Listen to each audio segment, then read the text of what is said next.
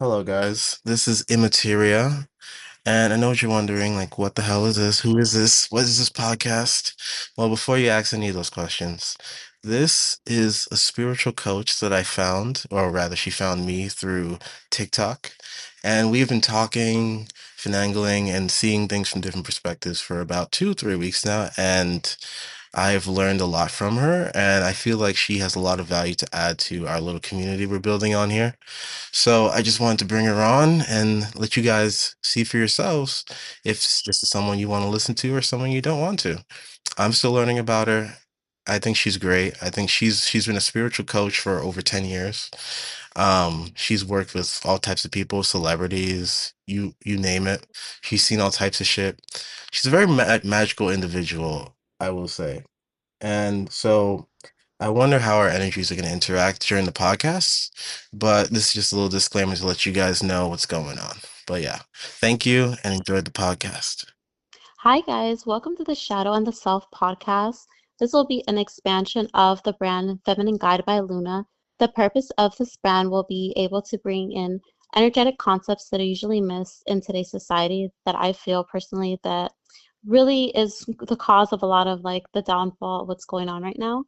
I feel like it's very needed in order to have a good quality of life. So I'm excited to collaborate with another energetic coach who will be able to bring a more masculine perspective into this podcast. Hey, Materia, are you there? Yeah, yeah, I'm there. Yes. So I'm going to have him just introduce himself and then I'll continue. Go ahead. Hello, guys. I am Immateria. Um, I am a spiritual coach, but like, what should I tell your audience? What do they want to know about me?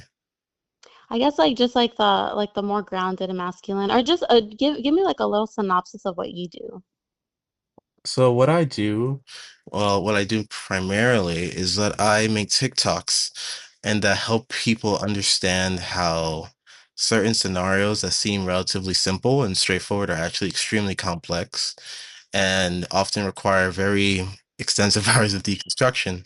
But I do that by explaining these very complex subjects in like 5-minute videos, and that's been quite helpful to a lot of people apparently. So Hmm. right now I think we have like overall like how many people have viewed the channel, like over 3 million people, which is a lot of fucking people, honest. It's trippy. Hmm. So but like this is just like what's going on. I feel like a lot of people don't really understand many things when it comes to spirituality, their own traumas, how PTSD works, how trauma works. Like they don't have like a map for this. So my goal is to create a very effective map so that people can use it, but also teach people how to use the map. You know what I mean?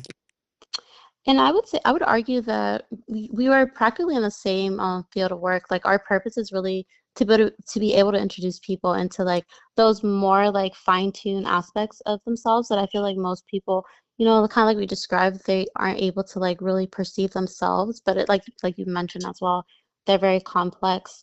I guess like going into this, why would you say it's important to have both a masculine and feminine perspective regarding the energetic information that we're supposed to have access to as humans?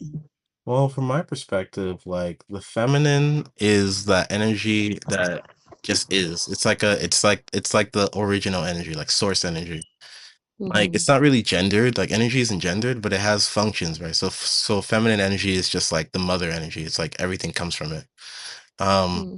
I hope those words don't confuse anyone, but um like the masculine energy from what I understand emerges from the feminine energy, and it essentially is the force that creates things, if you get what I mean. Like it's the thing that organizes things. It creates gloves, humans, bodies.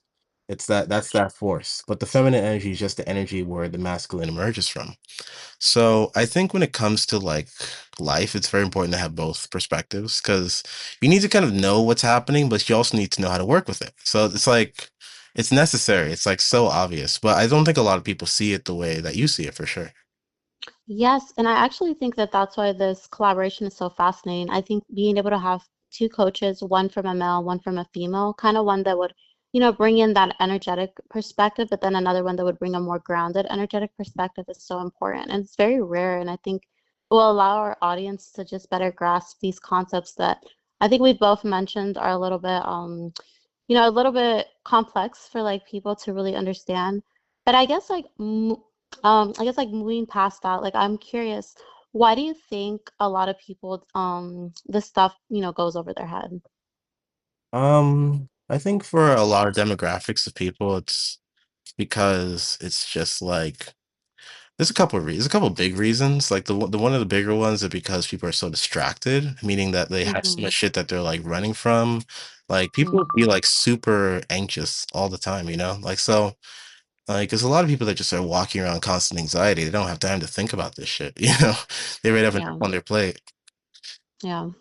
Yeah, I just think like most people, realistically, I think most people throughout their life, they mainly live on the physical plane.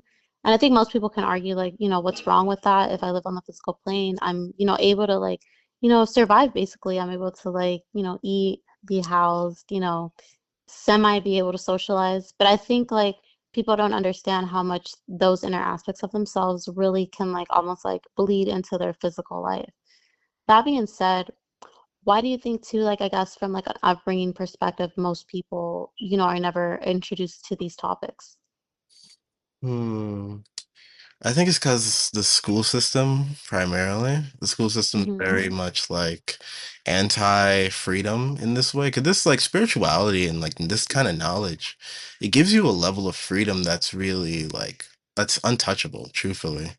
Like Hmm. I was raised Seventh-day Adventist. I was a Christian for like 20 years of my life. So having gone through all of that, you know, very Hmm. rigid tests, very rigid expectations, very rigid parenting, a lot of jealousy, a lot of competition.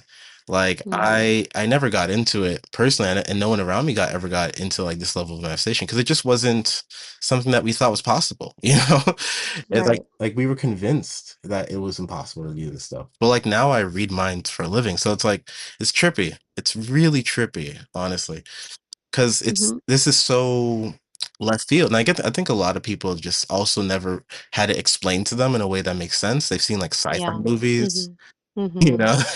Yeah. They've seen, like, Limitless, and they're like, "Oh, that's what it's like to be enlightened." Like, no, no, it's not. Yeah, and I think that's what it is too, kind of like what you mentioned with previous generations. I think even if we don't truly understand why, because I think a lot of people, I notice it with the physicality. Sometimes people say that like the high schoolers from the past look older. Like I think we are becoming more sensitive. Like we're becoming more conscious by force through nature.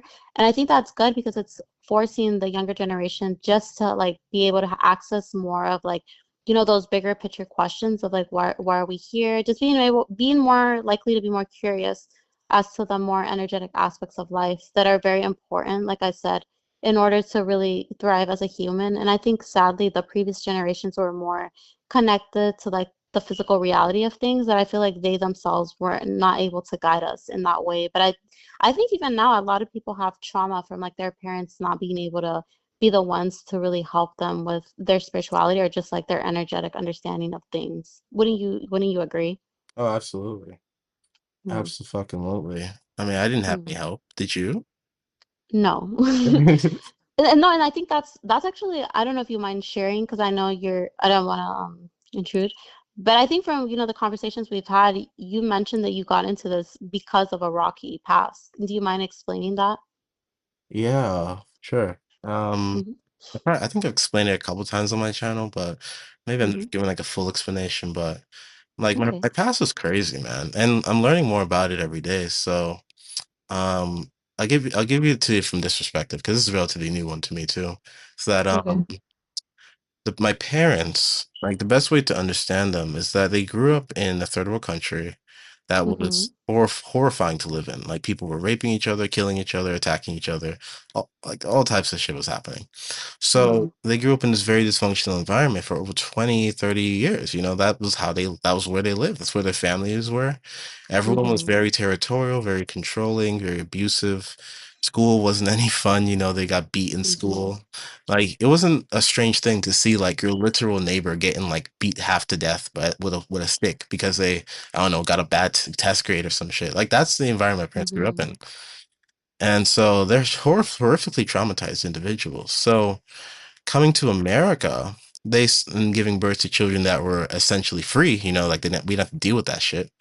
Mm, I think my parents had a lot of built up resentment from their past, but also they had a lot of misunderstandings about what it means to be human because of that kind of environment. yeah.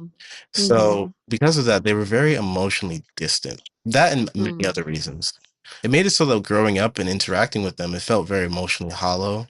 And plus, they were mm, very controlling because I think they still had a lot of trauma from growing up. So, yeah. but Mhm, to add on to that, they were also extremely religious. So it means that they mhm, had this religious conviction that was almost unbreakable at sometimes. mm, But it was extreme. So like I feel like my family replaced all the emotional stuff with religion. Right. mm, So I didn't really, yeah. so like my emotions weren't perceived as like my own will. They were perceived as either God's will or the devil's will. So I didn't really have any Mm, agency in my house, in my family. I didn't really have a personality, to be honest. I had terrible social anxiety. I used to get mhm, bullied all the time. It was really, mhm, really bad. And I loved video games. That was the only reason I kept going. mhm. That's good. It's Mhm. so interesting, right? So It's very no, and I think from everything that you're telling me, I think sometimes because I would imagine that a lot of people who are going to watch this can also relate in terms of like having immigrant parents or just having parents who perhaps grew in very hostile environments. I mean, right now with everything that's going on, I think life is always in a state of like chaos that I think a lot of people almost naturally aren't able to have, I guess, that privilege to question within themselves.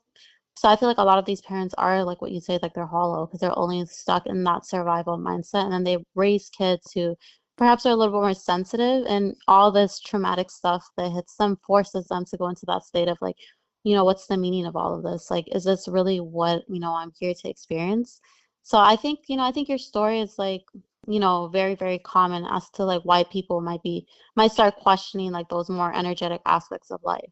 yeah, and that wasn't even like the end of it. Like after I went to college, I finally got away from all that shit. I was dumbfounded just by how traumatized I was in college. Like I was Mhm. surprised by it. I was flabbergasted like that I could be so overwhelmed by like my own emotions. Like it was crazy. I would try to make friends and like every time I would say a word, I would get like this overwhelming anxiety. Like it was like an ocean. It was so Mhm. bad. It literally like I had like a pseudo disability. But the crazy thing is no one's gonna believe you because they can't see it. They're just like, it's not happening. You're not really disabled. You're Mhm. making noise, and that's all I heard growing up too. So I Mm. was kind of distraught. I was like, holy shit, I'm literally being cursed. I thought of it as a curse. Like Mm. legitimately, I used to just call it a curse in my head. I was like, this is a curse. Mm. It's trippy now. That same mind is thinking such different things now. But back then it was like completely that. And so it wasn't until I met like my mentor that things really shifted around. And that's how I kind of rebuilt myself into what I am now. Mhm. Mm. I'm curious because you're saying that because of your trauma, you kind of gave us your background. You feel like that's what wouldn't allow you, I guess, to like socially blossom. Yes, it was horrific. It was Mm. so bad. Like now I I guess, see, go uh-huh, ahead. go ahead. I was gonna say, like, can you explain how that happens? Because I think a lot of our viewers might be thinking, like, how can trauma affect us from socializing with others if it's just your personal trauma? Personally, how do you think trauma affected you? Um I felt like someone's property. So I felt like if I Mm, were to use my own voice, my own ability that was outside the context of religion or my family, it literally it felt like I was doing something incorrect or wrong. So that was mm, one layer of it. The other layer, there's just many layers of it, but I'll give you just like two or three. Like, and another layer of it was the fact that like people were like a new experience. So there was like an inherent anxiety around that about new experiences. But mm, then you couple that with like a fear of like a very severe fear of rejection that I had mm, because I was uh I was outcasted a lot in my family, honestly. Because like now I'm like now I'm like more open about being like a sensitive psychic guy, but I was not open about this shit whatsoever growing up. Like mm. like Yeah, I did not tell anyone I was sensitive. I didn't even really know that I was sensitive. I just kind of knew that like I knew shit that other people didn't know. right.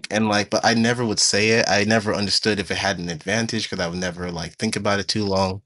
So Mm, it was very, and like my family was very religious. So rejection and denial was a big part of the culture. So talking to people, when you're talking to people, you kind of translate all that trauma into this one experience. And so like for me, talking to people would be like an actual like day planning event. You know what I mean? Yeah. Like I had to plan my Hmm. day around having a conversation at 2 o'clock with like this person for 10 minutes. It was so bad. It was so bad. Mm. It was like overwhelming. I was like, and like I still remember it to this day. Like there was a point in my time life where I was like I lost a lot of weight in like high school, and like this Mm. girl was interested in me. She was talking to me, but Hmm. when I was talking to her, I remember it so vividly. I was like literally I was like in a trance of anxiety. It was like she's Mm. talking, but none of the words are connecting to my body. Mm. It's literally like I'm in a void, but that looks like a school. Yeah, it's Yeah. like it Yeah. was like the anxiety was overwhelming. It was so bad. And that's what and I didn't know who to blame, so I got really angry at my family back then. Mm. You know, like what you mentioned is actually very fascinating because a lot of the videos I see on TikTok too, they're talking about like just avoidance, like dealing with avoidance and how a lot of people they'll interact with avoidance even for, for like what you're saying, like for dating and like they basically feel like they're not getting the same reception. Like what you're telling me kind of gives me insight into that. I wonder if like because of like the trauma, it creates that amount of mental blockage that you almost don't have like that social ability to connect with others. Would you say that that's like what was going on with you with all this trauma that you said was preventing you from really blossoming socially? And yes, but I'll also give you an interesting point of view from my past. It's the fact that Okay. even though I was like it was very hard to interact with people, it Mm-hmm. wasn't necessarily the fact that like I had social connections like in every area of my life I've always been like a popular person that just always happens Okay. to me, you know, Okay. like Mm-hmm. I'm always known for something, whether it's like being bullied or you know in this case is I'm a TikToker or whatever spiritual coach, Mm-hmm. but in different areas it was different things. And so Mm. it was trippy because I had a lot of quote unquote friends, like people who knew me and thought positively of me, but Mm. I've had but it was the experience of socializing itself that was traumatizing. It was like Mm. the mental game of talking to a person. Because like, Mm-hmm. you know, and to add on to the thing about dating, like a lot of men don't see women as like people, you know? Mm-hmm. Mm-hmm. So But I think it's that. It's like, and we will go into this with like we are gonna have a gender episode on, and we'll cover this fully. But I think, I guess, mentioning a little of that, I think really with men, it's that kind of like, the grounding aspect of how men are a little bit more on the physical plane. They're less connected to the energetic plane. I feel like that creates almost like a communication gap with women. I don't know, like, what's your perspective on that? in terms of like men being on the physical plane and women being more emotional. Yeah, more emotional, being more energetic. But I feel like really what it is, what you're saying, like they don't view women as humans. I do think a large part of that is it's like a communication gap. But I don't know, from your perspective, what did you want to mention? Let me see. Like I see, I understand that. I mean, it's kind of a mixed bag, right? It's kind of weird Mm-hmm. because I'm a coach because I talk to men and women. I wouldn't Hmm. say like I know that a lot of men don't see women as people, but it's Yeah. actually quite interesting how like strangely balanced it is. Like there's a lot of women that just hate guys, you know? Yeah. That's also very Yeah. dehumanizing on that side. And I can understand either way. But I think for a Yeah. guy, a lot of it is the fact that men are very socialized in a very aggressive fashion, you know what I mean? Mm-hmm. Yeah. Like Yeah. I think for a lot of women they've been victims growing up. And the same thing for Mm-hmm. men, but men were taught that victimhood, like we're both victims, but the victimhood has different meanings depending Mm-hmm. on the gender, you know what I mean? Yeah. Like if you're a man and you're a victim, you're just weak and you need to become stronger. If you're a woman and you're a Mm-hmm. victim, it means that it didn't happen. Yeah. You know, that's the Yeah. socialized way of looking at it. I just think with men, like and again, we all also are gonna have an episode on patriarchy. I think men, because of the patriarchy, I feel like they are almost, they're influenced to really be disconnected from anything within themselves or their emotions. You know what I mean? So I think everything you're mentioning, like, the trauma that they receive, they're never really taught to acknowledge nor process it. And I feel like that's what's so damaging to like their psyche and how they ultimately choose to like move in the world. So you're saying that because of the way they're looking at the world, they're very like disabled as well. I think they're emotionally disabled, correct? But I think they're like victims, like kind of what you said, that emotional, not being able to maneuver emotions the way that they should just for themselves to be healthy. It's like we said, that aggression that they were raised with kind of stunted that side of them. Yeah, for sure. It's Mm, really interesting. And mm, a lot of my like understandings of spirituality kind of come from like like shows. mm. I doubt your audience is familiar with anime, but maybe Oh they're no, I think anime in this generation is very popular, so go ahead. okay. Well, one of the most popular animes that have come out recently is called Jujutsu Kaisen, and Okay. it's very fascinating. There's a particular sect of people in the Jujutsu Kaisen called the Zenin clan, and in the Zenin Mm, clan, the only thing they value is strength. Like if you're not mm, strong, if you're not born with strength, because strength is given in this world, like you're born with it. If you're not mm-hmm, born strong, then you're literally not seen as an individual. Like that's a mm, trippy thing to think about. Like mm-hmm. truthfully, like it was very trippy for me to think about that. Like let me Right. can I give you a little insight, like inside peek into this world? Yeah, go ahead. Very, very brief. Okay. It was trippy because like there's a character in the show. Her name's Maki, and she's a woman. Mm-hmm. She's born without like an ability. She has no ability in the show. She's the weakest individual in the family. Mm, Right. And what's so interesting is that in the eyes of her family, she doesn't exist. Like she just mm, wasn't born. You know how trippy that right. is? That's so Yeah. trippy, like because she's the weakest. Mm, And so when something bad would happen to her, like maybe someone would bully her, no one would save her. They would just turn a blind eye. mm, yeah. And that's literally how a lot of young men feel growing up. They literally feel like no Mm, one's coming to save them, like they're the okay. weakest there is, and they have to get stronger. And so Maki's whole role in the show is to become one of the stronger characters, and that's what she ends up doing. Mm, But she ends up having to sacrifice her other half. Oh, such a great show, mm, you know? yeah.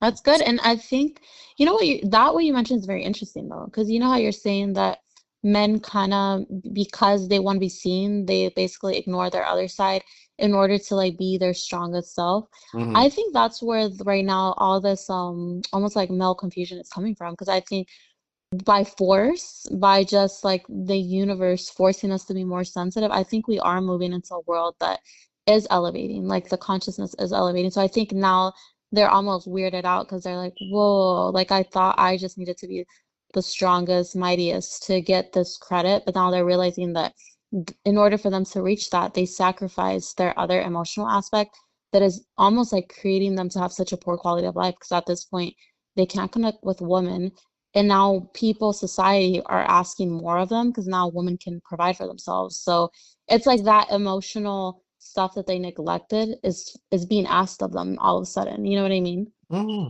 Yep. But Hmm. now it's like that shit's kind of like not. I mean, it's still popping in some areas, but it's not as viral as it used to be. I mean, Right. probably went down 5%. Who knows? I don't know. But Yep. it's Hmm. not as much as it used to be. The world is changing. Yeah. Yeah. So there's a lot of men, not as much as there should be, in my opinion. Okay. Like truly asking themselves, like, how do I fit into this world Yeah. that isn't about strength and power? Hmm. Like, how do I just like, because like even with the idea of manifestation, I can just create anything I want. Like, so Mm. what's the point of like strength at that point? So Right. I feel like for a man, it's very honestly, it's very easy to get thrown into an existential crisis about it. Yeah. Yeah. Yeah, because like I said, I think back in the past there was a more defined role for them, or at least a role that was given to them by the aggressive warrior society that you mentioned. And I think now because that almost reached its limit and it's not really leading us to like, a real progressive society, I think they're being forced to like see like question like that ability or that potential to see something else, if that makes any sense, which would really be like that energetic plane that we talk about. Yeah. And so, like, do you like you're a coach. So, how do you feel like you're able to help people see the mental side of things? 'Cause I know because like unlike my clients, a lot of my clients are already people who are super into this shit. Your clients are Right. people who are like who are like at the very beginning of their journeys a lot of time, Yeah. right?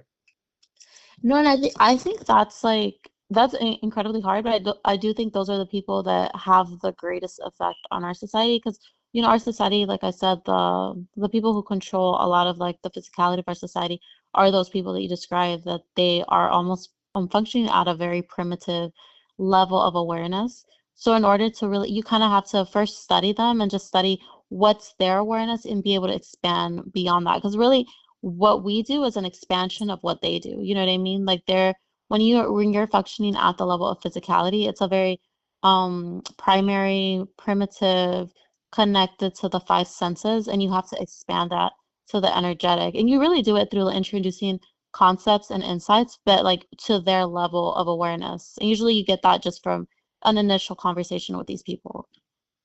Mm, interesting. Mm-hmm. And so like Yeah. so most of your clients, it's like it starts off with studying. Yes. I would say most of my clients, the way I start out, any type of session with them, it's first I have to really get to know them. Like, what do you do? How did you grow up? Really that way I can kind of gauge. And, through all the years that I've done this, I can really gauge like, okay, this would be their perspective. Based on that perspective, what's their next level? And their next level is different based on that specific starting point that they have.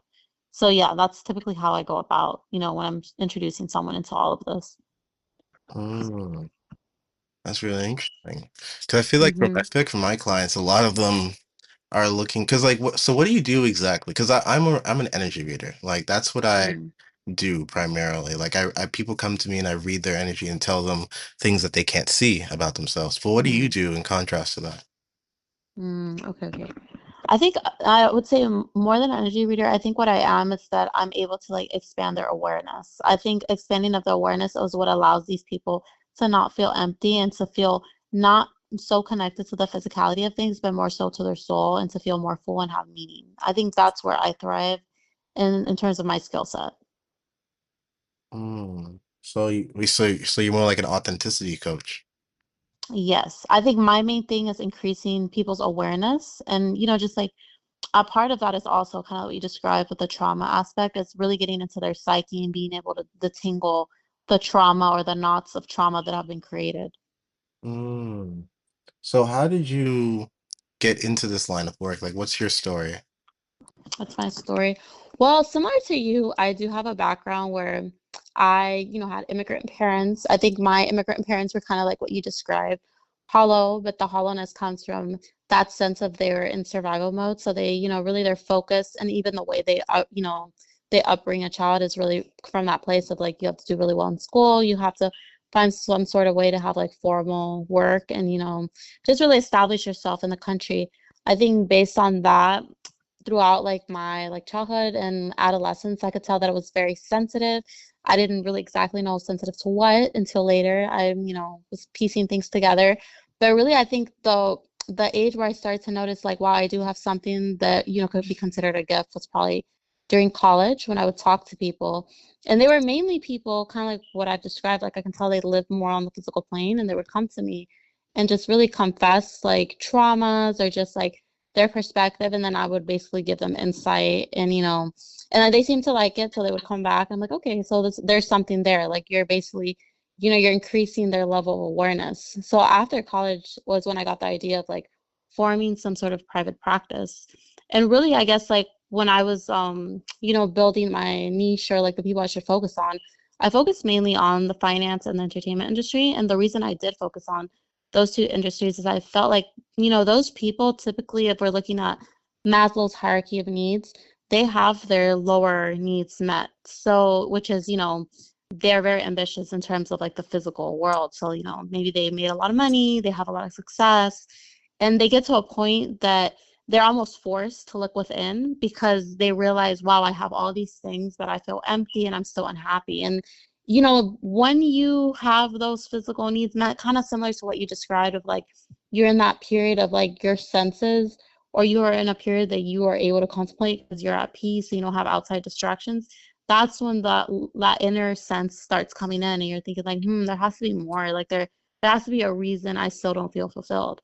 And so those are the people I typically would talk to. First, it was through the finance industry, through my alumni program, and then later I was able to expand to like the other industry. And yeah, that's how basically I got into this type of work. Mm.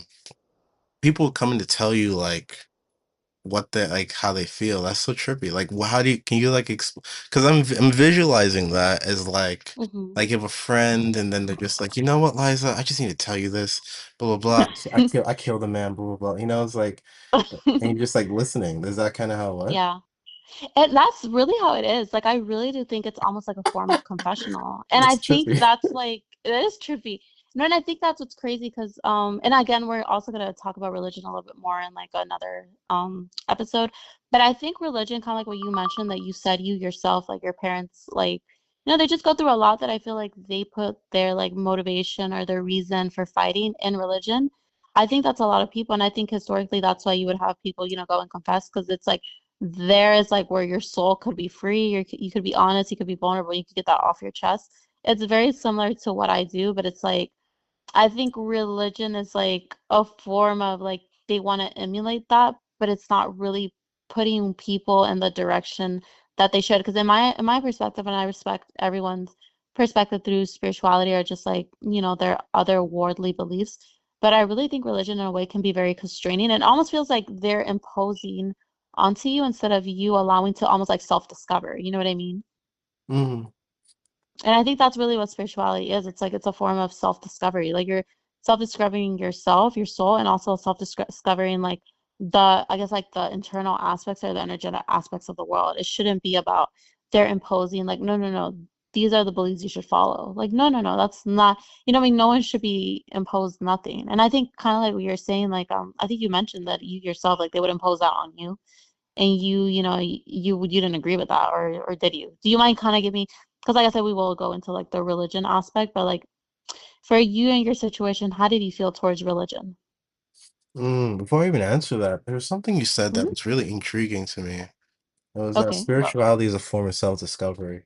I think it for is. I think I kind of was Hmm. seeing spirituality as like self-discovery itself, but like you're saying it's a tool. Interesting. Hmm. Hmm. Interesting. I'm gonna think Yeah. about that later because that's very fascinating to me. Mm.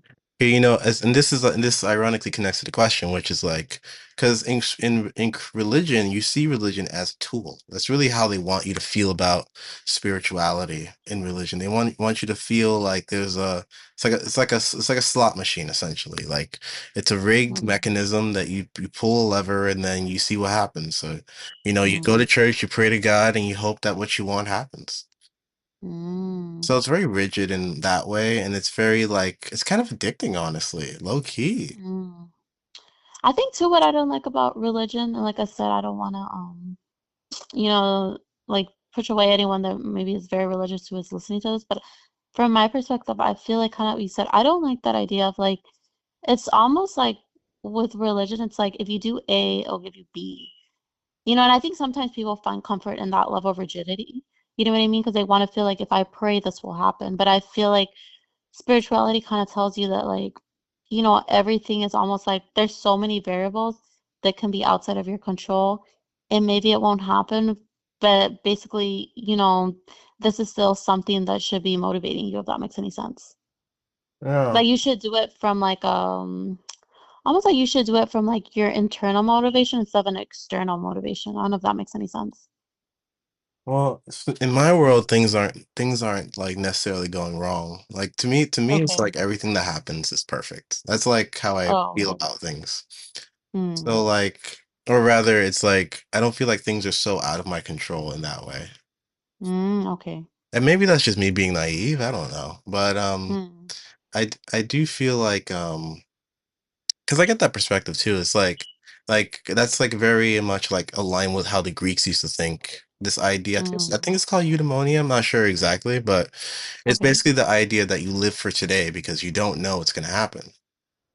Yeah. That's a very interesting perspective because Mm. the Greeks, they kind of thought in a very strange way to like us nowadays. Like they thought in terms of like Mm. gods and goddesses, and so their idea was that these gods and goddesses were like the real players of the world, and like human beings were like these empty vessels that were at the mercy of these gods. Oh, but I don't think it's sad either. Like I know what you mean, like kind of like what I described with religion, how people almost want like secured results. I think really from the sense of like spirituality or just like the awareness portion, it's like just knowing that everything is like flowing. It's like again, it's a little bit more random than, but again, it's like that humans need for control that I feel like that's why they like religion, if that makes any sense. Oh yeah, that's true too. Mm-hmm. It's Mm, it's a mixed bag, honestly. It's too mm, big of a subject to just call one thing. mm-hmm. Yeah, so I actually believe like that's actually a perfect flow into like the next topic. I think overall our guests are very curious about the foundational concepts that we're going to be talking about. Like, what do you really think is spirituality? Like, where specifically, what do you think is the source of spirituality? I'll let you go and then I'll give you, I guess, like my definition. Hmm. Let me see. What is spirituality? So it's in contrast to mental and physical. Like mental is like anything doing with the mind and organizing information. Mm-hmm. Body is like an organized piece of information. So the body is an extension of the mind. And so Mm-hmm. the spirit is a place where information has the option to be organized. So it's like a more Mm, free realm of being yeah. where organization emerges from. Mm. So That's perfect. Uh-huh. so Yeah. that's kind of how I see it. It's like this is what the spiritual realm is basically is just your imagination, right? So Mm, okay. spirituality is the ability to bring your imagination into I mean, it's just the ability to interact with your imagination. Bringing it into Yeah. the physical world is a whole other thing, right? That's like, embodiment and all those fun terms. Yeah. No, I agree, but I think I'm also like basically I think what you're trying to say is like that creativity portion of humans, it's like it lives beyond like the physical constraints humans experience, in physicality. But I think Right. even to add to that, I think like kind of what you mentioned with like being that like spirituality being like just that energetic awareness that's free flowing. I think something that's interesting in terms of it's like why is it that all humans, like let's say, because there's a lot of people who again are on this channel and they're perhaps seekers, they're the type to ask these type of questions. They're more curious about this aspect of living. Why is it? Because I have read a lot of works from like other people who, it can be different things like they work on consciousness or, great awareness of just being more energetic. I think it all comes down to the same thing. Why do you think, for the most part, they all almost reach the same conclusions? Uh, Basically, what I'm trying to say is there an ultimate truth? well, obviously. Well, Yeah. to put in the words of like a guy that I knew like last year, um, Mm-hmm. like objective truth objectively exists. It just be there. Mm-hmm. It's just a matter of like, do we have the tools to recognize objective truth? What That's do you mean by tools? like build me a car right now. Like you probably couldn't do that Mm-hmm. right now because you don't Mm-hmm. have any of the mechanisms. You don't have the knowledge, you don't have the awareness of it. Mm, So therefore you could probably conclude that cars don't exist. That it's not mm, possible for to build a car. Like you can't mm-hmm. actually have a car. You can like no one could build a car. It's just an idea. I mean, Mm, this is assuming we haven't seen a car before. We just understand it as a concept. Right. mm-hmm. So, like, without the proper tools, it's very easy to assume that something doesn't exist. And this Mm, is the thing with spirituality, like, and objective truth is like most people don't have the tools to find it. mm. Yeah. So you're stuck in a maze. This is why people who are, I guess, seekers or live a more conservative lifestyle, very physical, Mm, are called like sheeple or zombies because they're in a sort of like haze. They don't have the ability to leave. They don't even mm, know that they don't have the ability to leave. And that's kind of mm. like what religion is so interestingly. Religion gives you the impression that you've left the society while making you go Yeah. nowhere, you know? Mm-hmm. Yeah. Like it's so I think, trippy, right? uh-huh. Go ahead. Yeah. I think more than anything, kind of like I described how spirituality is a little bit more free flowing and like religion's a little bit more rigid. It's like it ironically engages them, kind of like what you're saying, to like the agenda of whoever, created that for their benefit. Hmm. Yeah. It's Okay. it's very Mm-hmm. capitalistic, like religion. Very So, capitalistic. And I think going and again, like we're also gonna have an episode on capitalism. I think really what it is too with our society, kind of like, the reason why I did want to mention like the definition of spirituality and what is that? Like, where does that come from? Because, like I said, a lot of people might hear that word and it's like, okay, what is that? That seems very like otherworldly, not very like very, I guess, like rigid in definition. And I think, like I said, I think in our society, the problem is that all the institutions or all the things that have been set up to create a level of rigidness in our society that it ultimately encages us, and that suffocates the human spirit. You know what I mean? Yes, it suffocates us a Mm, lot, a whole lot. mm, Makes it so hard to be just emotional and like cry and yeah, shit. yeah. Like, you know, like Hmm. look, it's so terrible. Like guys will spend an entire lifetime just like holding it in. Yeah. Like Yeah. Jesus Christ, bro. Like cry, bro. Like it's cool. Like like no one's gonna come for Mm. you. Mm-hmm. No, and I think exactly like kind of like what I said about the rigidness of these like institutions or even like beliefs that have been imposed on the human species. I think what's sad is that because of that, it almost like created a society that forgot that, yeah, we're physical beings, but on top of that, we're energetic beings, you know? So Mhm. that, I guess, like that neglecting of that other side of us is what has created, like, like it's an imbalance. Like, it's an imbalance of like the masculine and the feminine on the earth. I think the earth has been controlled by a very masculine, a toxic masculine, I must add, Mhm. force that has not allowed the other side to blossom, which it like cripples us in a way. You know what I mean? Yeah, like a masculine force that like hates the fact that they came from the feminine, essentially. Yeah. Yeah, it's like I said, it's because I think too, like, and again, we're gonna like dive into this topic, but I think sometimes masculinity is seen from a place of like malice or just evilness. And kind of like what you said, like a lot of women now are very resentful towards men in general and just like anything that comes with masculinity because of the pain that has been caused by the worst type of masculinity. You know what I mean? But I think it's very erroneous to see masculinity as like something that we completely don't need. You know what I mean? Because I think that's again the problem with our society. For some odd reason, I feel like humans love extremes. Like it can never be like balance. And I think the key to us being like, in that state that we all secretly desire is that balance. You know what I mean? I see that. I don't even know, Mm. man. Balance is such a strange thing. Like, I got a question for you before you Yeah, go explain ahead. your definition of spirituality. It's Mm-hmm. like what like is the point of life to reach a point of balance, or is the point of life to achieve all your desires endlessly? Because Um, like, and I don't mean just in the sense of like just like getting what you want and then like being satisfied and being like like no, I'm not talking about the idea of of a heaven. I'm talking about the idea of uh-huh. like just being just like endlessly having going on adventures, like endlessly Mm. being curious about life. Or is the point of Oh, I life see to what be, you or is mean. the point of life to be like peaceful? Like I don't know. What do you Mm. think? I think, like I said, I think the point of life is balance because it's like kind of like you described, like that whole of you're constantly seeking experiences and like living life to the fullest. It's like that fluidity to an extreme, and that's nice. But I think to have like an orderly society where everyone can experience that, we would need some level of rigidness to be able to like basically have stability in the physical realm. So in my perspective, like I said, everyone's different, but I do think like the key for us to, I guess, like as a collective, have live our best lives would be if we could build a society based on balance. Balance. Mm-hmm. So, so, so, okay, before we get into that, I'm curious what that looks like. But like, you said you were going to define your idea of spirituality. Hmm. So what is Yeah, that? my idea of spirituality is like this vast area of awareness. And people might say, well, what is awareness? It's like awareness is really just like energy. Like, and some people can read it. Like, some people can read that energy and some people can't. So the people who are more connected to the physical realm are disconnected from that energetic information. So usually the people who are more sensitive can pick that up, and that's what is known as like collective awareness.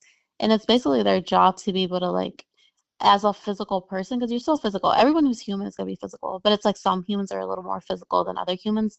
Those humans have that ability to, I guess, like interpret that energy and be able to pass on it through like knowledge to like the more physical people, if that makes any sense. Hmm, interesting. And ultimately, I think what it is the people who are physical are the ones who are supposed to use those concepts and like basically make it a reality so that we can physically take benefit out of those concepts, if that makes any sense. I think the problem with our society is that I guess like the energetic and the physical world have always been disconnected. And I think that's what is leading to a lot of the problems. And I think because of that disconnect, there's also a lot of resentment from one group to the other. You can see it with like men and women. That's like the more obvious, the gender war that's going on.